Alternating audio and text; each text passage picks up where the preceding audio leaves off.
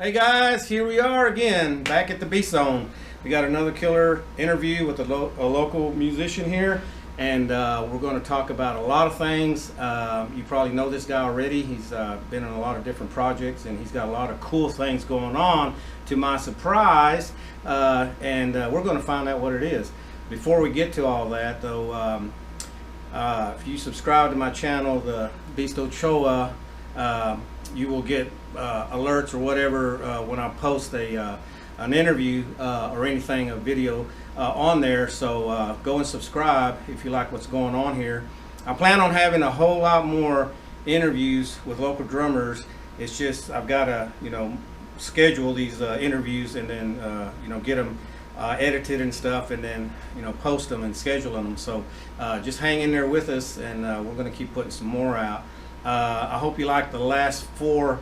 We got one more coming out, but for the Rocktober, I'll call it, series, one every week. So once we get through with that, we'll probably have a pause, and then I'll start back up probably in December with some more fantastic interviews. So anyway, so if you like the channel, give it a like, comments, whatever is fine.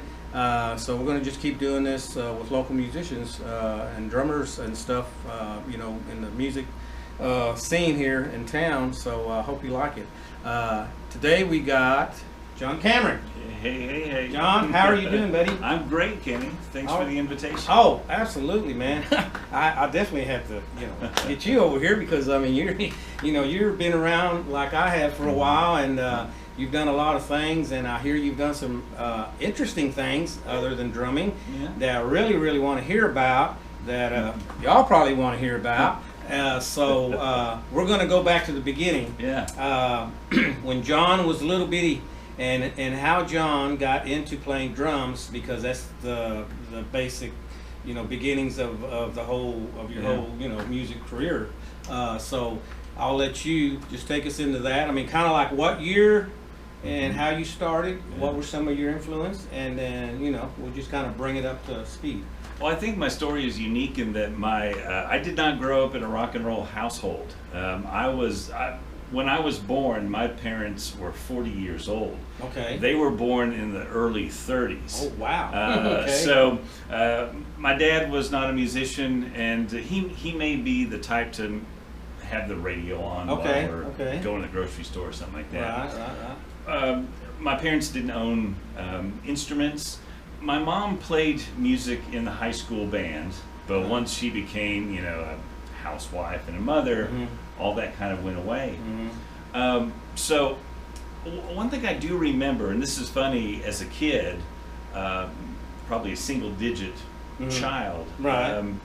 My mom, I would hear her listening to like John Philip Sousa marches, like patriotic marches. Wow. Really? Okay. I remember my brother having a copy of the Star Wars soundtrack on vinyl from the late 70s. So I heard a lot of symphonic music and marching music. I kind of had to discover popular music on my own. Obviously, all my peers were listening to Prince and Michael Jackson, and by the time we get to the mid 80s, and I'm probably 12 or 13 years old, I go off to a military academy in Missouri. This is while my parents are living in Lawton. Okay, so this wasn't taking place here in Wichita, so no. I don't get to Wichita Falls till like 1997. Okay. I'm growing up in Lawton. Yes, you're Lawton. Go off to this military academy for the 8th grade. And I think by the time I get to my junior high years, even though I played some trumpet in band in high school, in band, and baritone, which is like a small tuba, there was something that connected me to drums. Every time they were played in the band hall, it just it stirred something up in me. Right. And it may have been loosely connected to hearing those marches when I was a kid. There was something that the power of drums, either making you want to dance or making you want to march. It makes you want to move, right? So my mother kind of caught on to this. And since I was the youngest of the 3 children, she really missed me when I left Lawton and went off to the military academy. At only 13, I was just a baby. Wow. You know? 13. So by the time I come home for the summer following that school year, I come home, there's a snare drum on a stand in my room.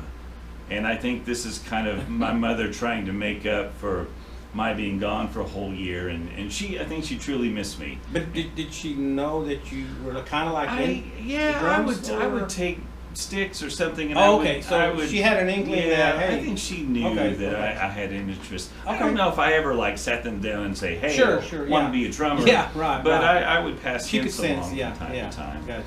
So by the time we get to the summer of 1986, they buy me my first set of drums. Oh wow! Okay. A Ludwig Rocker drum kit. One of those kits where if you bought this $400 or $500 kit, you get a set of free samples. Yeah, exactly.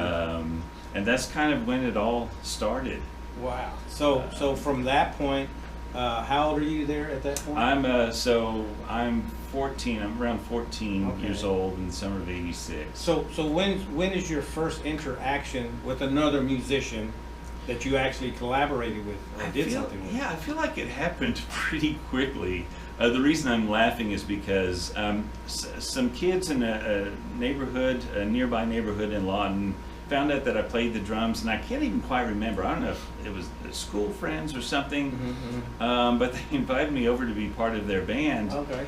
And they were playing like Metallica. Oh wow! And I knew the name Metallica, but I didn't know the music of Metallica. I remember when I auditioned, I played like. Oh my God, Kenny! I played like Hall and Oates, and I was playing stuff that I heard on the radio. Exactly. You know, because I was still at that time I wasn't like buying music to listen to. I was just. Well, it was still coming out though. I mean, so that was new. That was the new stuff coming out. And there was MTV and whatnot. Yes, But that was about it. And so finally, when my brother-in-law found out that I had started playing drums, he handed me a stack of Rush albums, said, here. And so obviously was attracted to that pretty. I remember listening to Exit Stage Left for the first time, and I'm like, this guy only has 2 arms? I just couldn't believe what I was hearing. Yeah, exactly.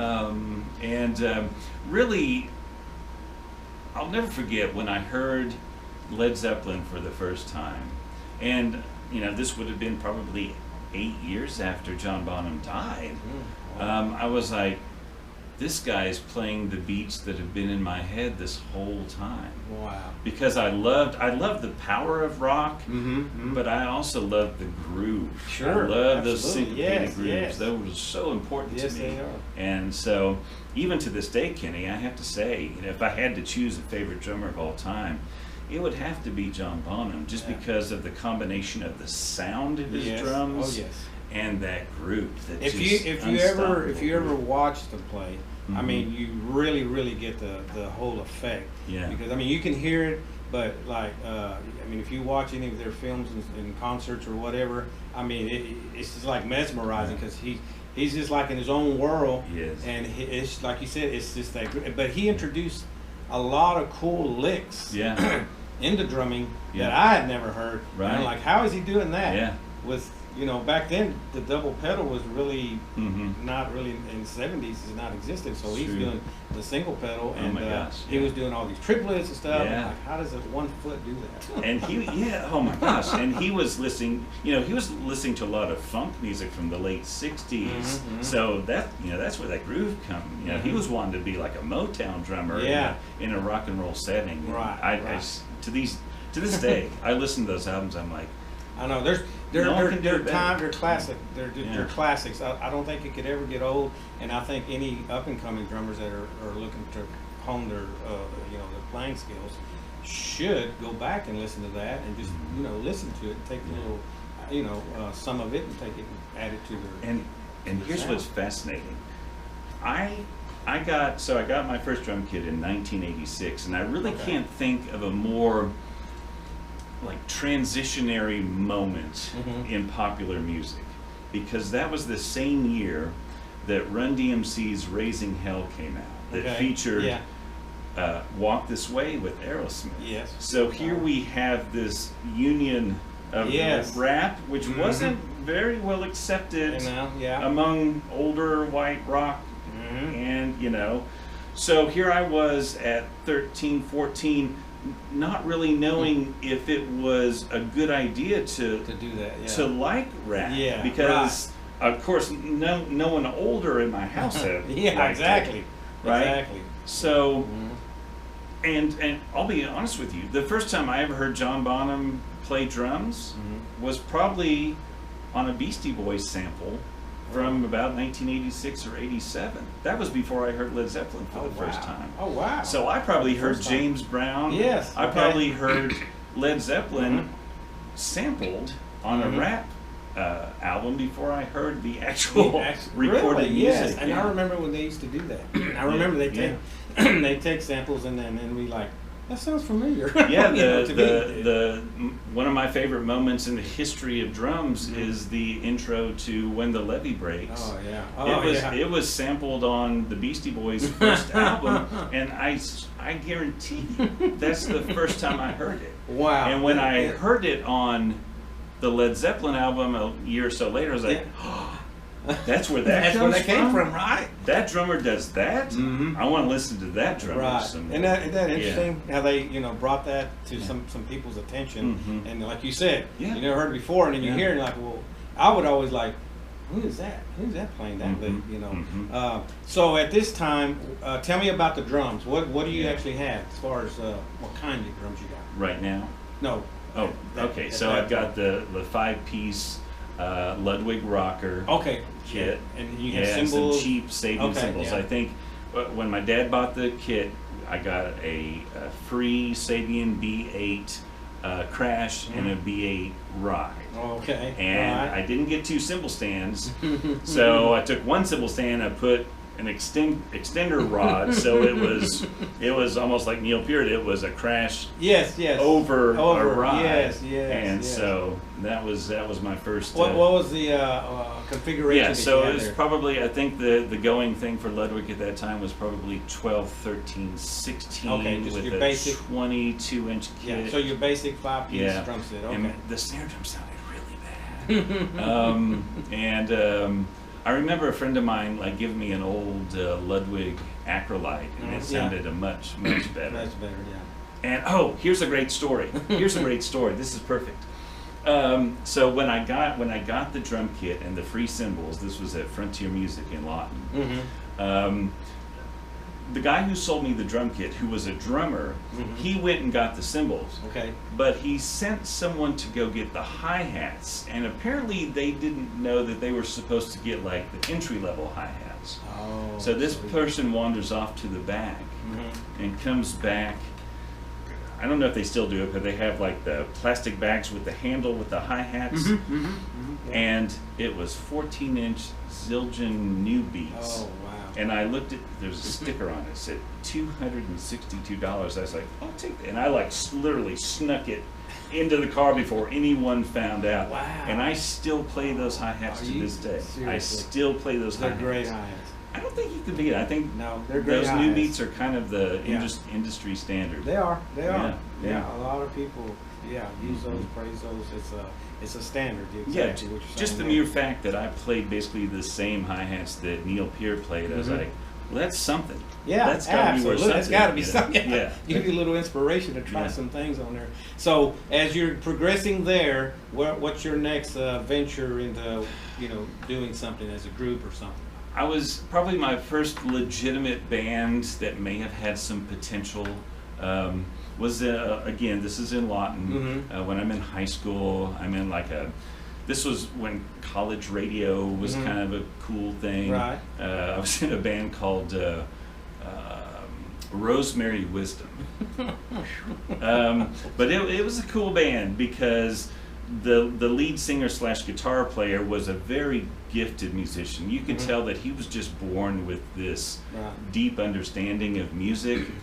And so he made up for a lot of weaknesses, me being fairly new to the drums and the bass player being the least average. Yeah, right. But you know, we played Rosemary Wisdom. We played up in Norman a couple of times, and I'm proud to say that Rosemary Wisdom played 724 AD here in Wichita Falls. And I have to say, it was probably my fondest memory of playing a show, because I thought 724 was really cool. You know, sure. Strangely enough, we couldn't get a gig in Lawton because you really had to be either country or metal. You know, I don't know if you remember the Hard Rocks. Lawton, that was kind of the premier music venue. Yes, I visited that place. And if you weren't playing rock, then, exactly. Yeah. So I don't know if we ever played in Lawton, to be honest. Really? Yeah, well, that's a different vibe between Wichita and Lawton, and like I said, I've heard that before from other people and stuff. So take us to when you landed here in Wichita. Yeah. What's going on at that point? So when I decided I probably wasn't going to make it as a rock star, I joined the Navy. Oh, wow. I joined the Navy. My then girlfriend at the time started college up at OU.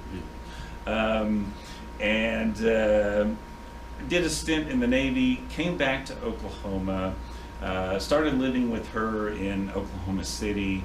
She graduates college, and her first job out of school brings her to Wichita Falls. Now, to me, early on, Kenny, that was kind of bad news, because I was like, just get me out of Lawton. You know, I'm kind of done with Oklahoma. Yeah, okay. I had, you know, I'd lived, while I was in the Navy, I lived most of the time in Jacksonville, Florida, which was a considerable improvement over Lawton. Yes. So when she was looking for a job out of college, I was like, come on, get us out of here. Get us out of here. She's like, I got a really good job offer in Wichita Falls, Texas. And I was like, but looking back, you know, I think if we hadn't come here, there's probably would have been no chance that I'd ever like done the TV weather thing. Oh, yeah, that's right. Because they're just very unique circumstances for that to happen. But you know, when we came here in '97, I kind of got involved, at least immersed in the local music scene pretty quickly. Pretty quick, that's good. And I clearly remember, and again, I have no idea how, but I remember Chris Burney from Bowling for Soup reaching out to me. I don't know, it was email or whatever we were doing on the internet back then. He was like, "You're welcome to come to our space and listen to us jam." Wow. And I was like, this guy doesn't know me from Adam, but he was like, come check us out. Wow. And it would be like Bowling for Soup and just me. And I'm like, how come no one else is taking this? Because these guys were cool. And this was back when they had a different drummer whose name I can't remember. But Chris and Jarrett, they're just really cool guys. Was they practicing over there? Over here off of Beverly? Yeah, off the loop. Yeah. I remember that. Because I used to practice there with other bands, and I remember they were like in a room or two down or something. There was like 3 or 4 rooms in there, you know, and people would just always be on the weekends. It was just like, man, parties, playing, jamming. I mean, it was a circus. It was really fun. By the time I get to 1999, I start playing drums for a like a classic rock cover band. We called ourselves Time Machine, and strangely enough, we actually opened for Bowling for Soup a couple of times at it was in the mall, Saint something? Or Chelsea Street. Chelsea Street. Chelsea yes, Street. I remember. You remember where the stage was about? Little bitty stage. The stage was about this little big. bitty. It made it made Iron Horse look huge. And then we played the Hubcap. Hubcap, Yeah, and I think we shared bills with AA Bottom quite a bit. Yeah. And so yeah, I was doing that. That probably lasted until maybe 01 or 02 maybe. But now we're getting to a time where the job, the TV thing really got in the way. Yes. And I was not active probably for another 7, 8, maybe 10 years. Oh, well, okay. So when you were playing up to that point, how would you describe your playing ability to yourself? Did you feel like I'm pretty good, or I still got to learn a lot of stuff? I mean, how did you feel about your playing ability? I was satisfied. Okay. I was satisfied that you could probably do whatever they threw at you or whatever. I was, by this time I was a awarded drummer. What I mean by that is, in 1999, I took part in the Tarpley Music drum solo contest that Mike Ramos put together. I don't know if you know Mike.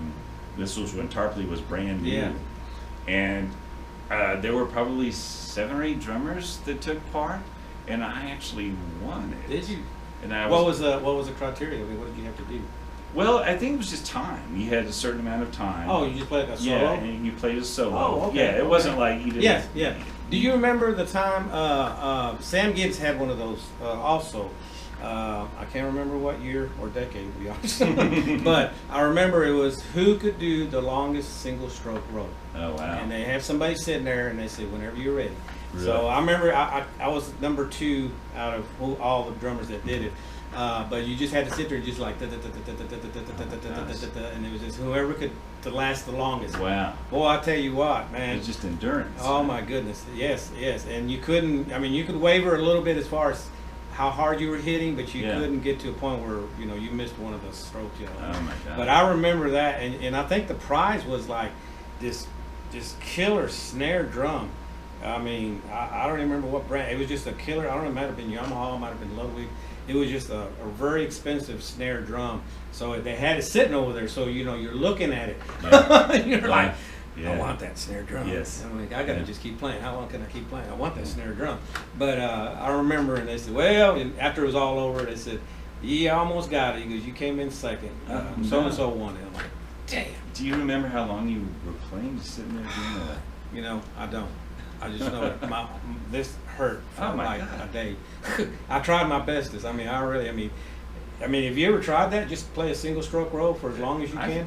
I find single stroke rolls very difficult, especially at speed. Oh yeah, absolutely, absolutely. But when you said that about the Tarpley, I remember that about saying is they had that. Yeah. And a lot of these music stores, used to have well-known drummers come in and put on clinics. Did you ever go to any clinics? Oh yeah, yeah. Yeah, I remember seeing, in Wichita, I remember seeing the drummer known as Zorro. I think he did Tarpley, and I feel like there was another one. But in Lawton, like in the mid-'90s, I saw Mike Portnoy play in Lawton. In fact, the drum kit he played was really like this piecemeal, like all the drums were like donated. I remember a guy calling me knowing that I had some timbalitos. I was like, would you be willing to let Mike Portnoy use your timbalitos? I was like, sure, why not? I mean, I guess. There again, that takes me back to another story when Rare Earth played here, and on a Saturday after 5, it was like 7 o'clock. Somebody called somebody, and they called me and said, "Hey man, that drummer for Rare Earth," he said his name. He said he all his sticks are broken. He said, can you loan us some sticks for the show tonight? Yeah. I'm like, yeah. It's like, yeah. So cool. So I'll go up there with like 4 sticks, and they say, oh, you're gonna get in free and blah blah blah. Enjoy the show, and I really appreciate it. And, but I was very young. I was like probably 16, 17. Wow. But it was like, and I'm thinking, how does a touring, how does he not have no sticks? Yeah, that's crazy. That's crazy. But it was, there's a lot of cool memories of stuff like that. Let me ask you about this. Okay. When you buy so nowadays, the brick and mortar, versus the internet, that there was a transition, a slow transition, but now we know what's dominant. Yeah. When you're buying equipment, I mean, do you miss going to the store and actually seeing it and touching it and checking it out, or are you just one of those guys like scanning and you go, I like that, bam, buy it now, I mean, just. I do miss being able to put a stick, especially on cymbals, because you just don't know from one cymbal to the next if one's going to deliver what you expect it to. Drums, kind of the same way. But always kind of living in a small town, I wasn't always surrounded by a bunch of stores. Well, where, sure, yeah, you know, exactly. You didn't have a lot of choices or options. You had to go to Dallas to go to Guitar Center or Sam Ash or whatever, you know, and check their stuff out. But you know, because I know it's really easy just to look and go to Reverb.com or whatever, and I mean, because you kind of generally know, you know, if it's something that you've used before or heard before, you know, you're just looking. But the selection is like ungodly, right? It is. You know, so that's. You know, that's the pro on that. You know, and then like I said, the other would be, you know, actually going to the store. You know, it's like kicking the tires on the car. It's true. Just checking it out, or and then you know they might have some used stuff, good used equipment. And I tend to be kind of a cheapskate.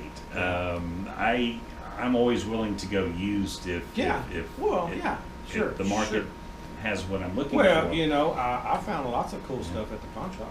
Oh yeah. I mean, I saw like a Zildjian cymbal were like way less than it. You know, I'd be like, man, that's, you know, you're like thinking, that's just too cheap. You know, I get it. You know, because it's quality. You know, you know, it's a good cymbal, and you're like, but yeah, you can get a lot of good deals if you go looking around. Pawn shops, one of the good places and stuff like that. Through the years, probably 80% of my cymbals have been used. Yeah. And there's nothing wrong with that at all. There ain't nothing wrong with that at all. Because like, as long as they're not cracked and they've already kind of, you know, gotten a little exposure and stuff like that, maybe a little patina, but you know, hey, they sound good, you know, whatever. Let's change subjects and go to the music scene here.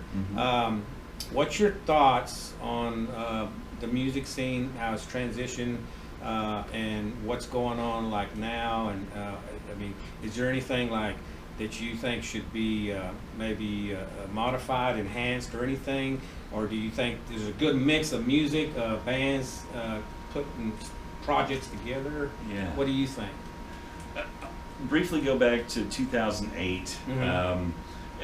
For just maybe a year and a half, there was a place on I don't know, 9th and Denver called Vincent's. It was a coffee shop / like art studio, and it was the first time I ever really heard an open mic in Wichita Falls.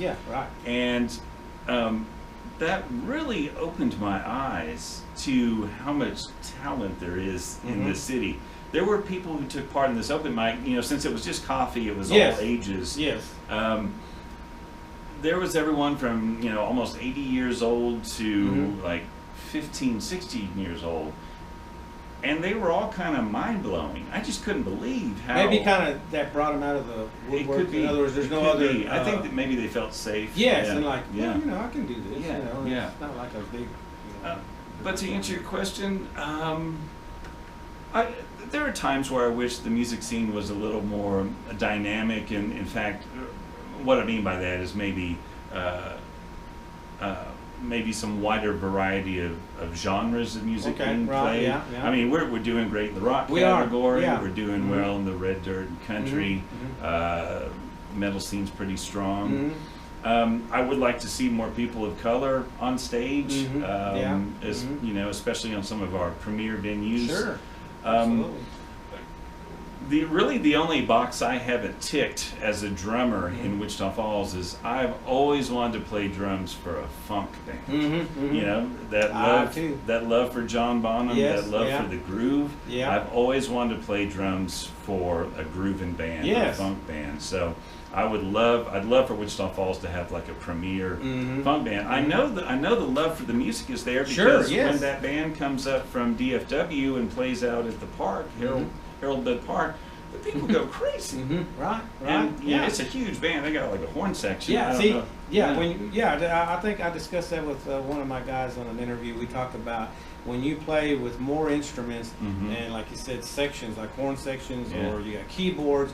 You know, it's like a whole nother world because you know most people are playing with, you know, a guitar player, a bass player, and a singer, and maybe another guitar player. But when you start bringing in more elements into the band, then, you know, I start thinking Chicago. You know, you know, that immediately I'm like, oh man, like something like Chicago would be killer. You know, that's true. And that's a band, by the way. Not the city, the band. Absolutely. Yes, and I agree with you totally on that. But I think there's a great mix of music, and I've been so impressed. It's fantastic. I'll go check out a band that I don't even know what music they play. I'll be, wow, that's really cool stuff. Okay, so let's go to the good stuff here. I know you've done some other endeavors in the music. explain to us what led you to maybe change gears and do something different. Okay. I'm guessing you're talking about like the hip hop DJ thing and being a bass player. Oh yeah, and being a bass. This guy is a bass player. So which one of those? Either one. Just lead off with one. Almost a year ago, my friend Rodney messaged me, and he was like, he messaged me through Facebook. He's like, "Would you like to play bass for a Social Distortion cover band?" And my gut instinct was like, well, A, I'm not sure I can play bass, and B, I don't know the music of the Social Distortion band you're talking about. But I think he caught me on a good day because I took some time to listen, and I was like, well, the parts seemed pretty straightforward. It seemed, I don't want to say basic, but it was just straightforward, hard rock and roll. Yes. And I was like, well, if I'm going to learn how to play bass, this would probably be the easiest way to do it. And thank God, the other members of Mommy's Little Monster, they weren't prepared to just place a lot of pressure on me to be good at it quickly. They understood that it would take some time. So you had never played bass, or had you?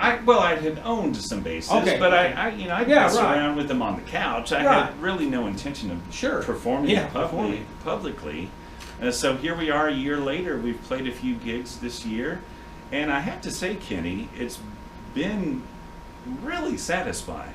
I saw y'all play at Legends, and it was like, man, I mean, they sound very good, and you held your part great, and I was really impressed. I was like, man, I'm impressed. I'm very impressed. It's really interesting to experience the band dynamic from just a slightly different part of the stage. Absolutely, you know, absolutely. And you start to realize how important a good drummer is, and how important listening to one another is, and because at that point you're not worrying about the beats or the ones and twos. You're more worried about your notes and the melody, and you still got to keep up with the drums as far as keeping the beat. But I mean, it's a total different view. Yes, you're absolutely right. Yeah, it's very important that the bass and drums kind of dance along to one another and really kind of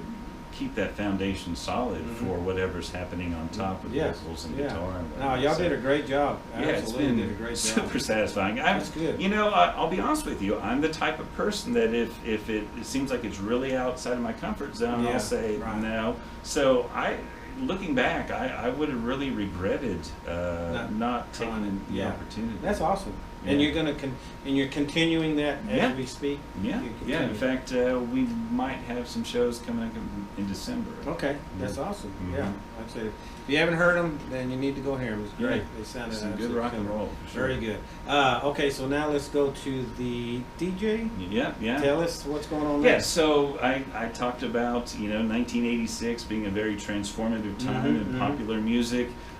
Prior to the mid 80s, rap was it had its place, and it was only for particular people.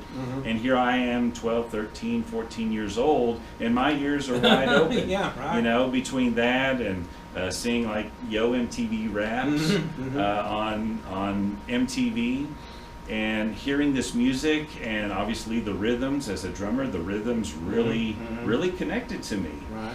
And so hearing the Beastie Boys and Run DMC, and then eventually that transitions over to like Public Enemy, like in the late 80s. Yeah. And by the time we get to 87 and 88, I'm like, I think I'm a fan of rap music. And again, Kenny, being a white kid in Lawton, Oklahoma, I didn't know if that was the right way to go. I don't know. Is the music for me? That was a big question. All of my friends are wearing Metallica t-shirts and Misfits t-shirts and Danzig t-shirts, and I want to buy a Public Enemy t-shirt, but I don't know if that's what I'm supposed to do. Right. So I think what I'm doing now that I'm in my 50s, I'm living my truth. I'm kind of owning the music that I've loved for decades, and I know that there are people who probably look like me and in my age group that love that music as well. And if I could you know, if I could play a few hours and mix a few tracks that cover hip hop for the past 3 some odd decades, that would be fun to do. So where do you actually go out and set up and like for events? Or? I have done it, yes. Okay. I've been so fortunate to have been invited to do some shows at the downtown farmers market. Yes, right. Okay. Big Brothers Big Sisters recently had their Dino Dash. I did that. So no clubs have bent my ear yet, but maybe there's an opportunity for that. Do you have a name for this? Yeah. So all right. So I can advertise here. So I call myself DJ Mayday. Okay. But Mayday is spelled really strangely. It's like MAYDEDAY. Oh, okay. And there's an explanation for that. Right. But yeah, you can find me on Facebook, DJ Mayday.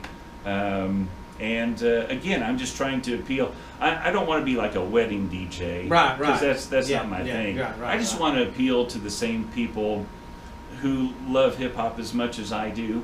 And I know that Marcus McGee is just up here as far as his abilities as a DJ. But I also know he's a very busy man, also being a business owner.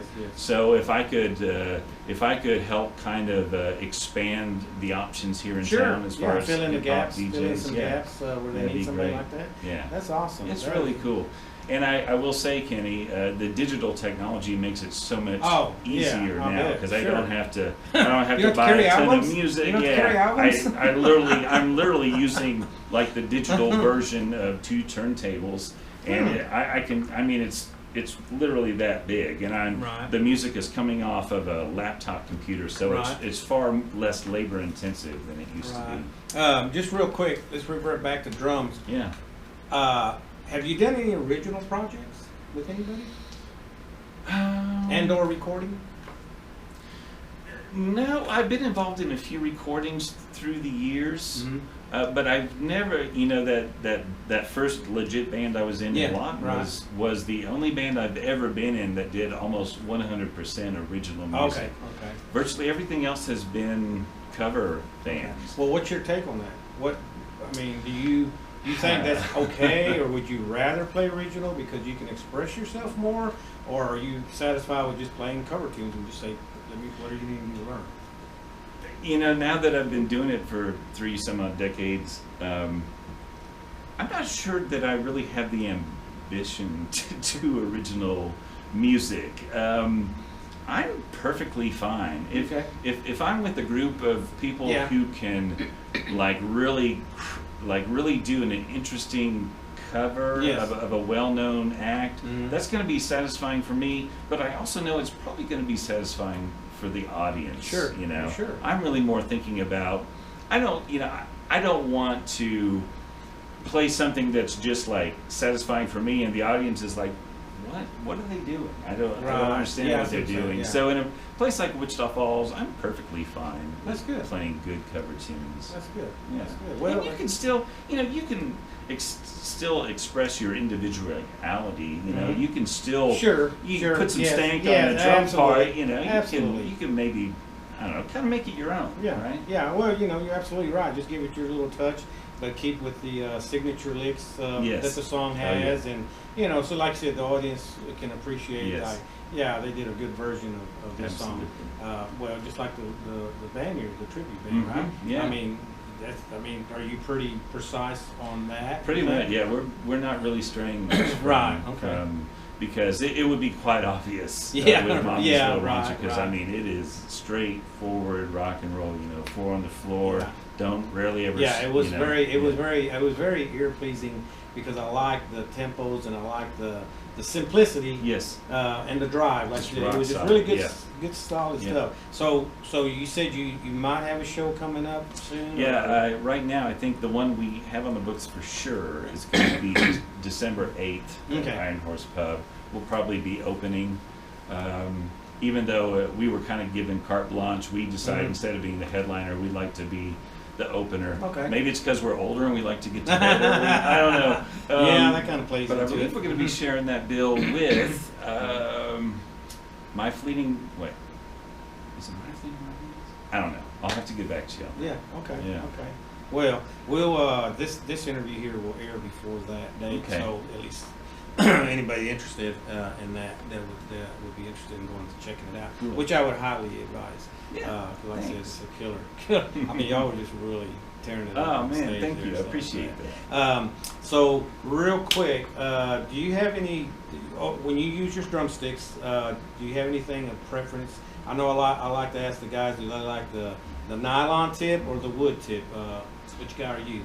Yeah, I used to think there was a huge difference in sound, but then I would use the same size stick with nylon and wood and realize there's actually not a huge difference in sound, but as far as like durability is concerned, it just so happens that the model of sticks I prefer don't come in a nylon tip version, so I'm kind of relegated. What size are we talking here? My go-to stick, if I'm playing like a rock type thing, is going to be the Vic Firth SD2 Bolero.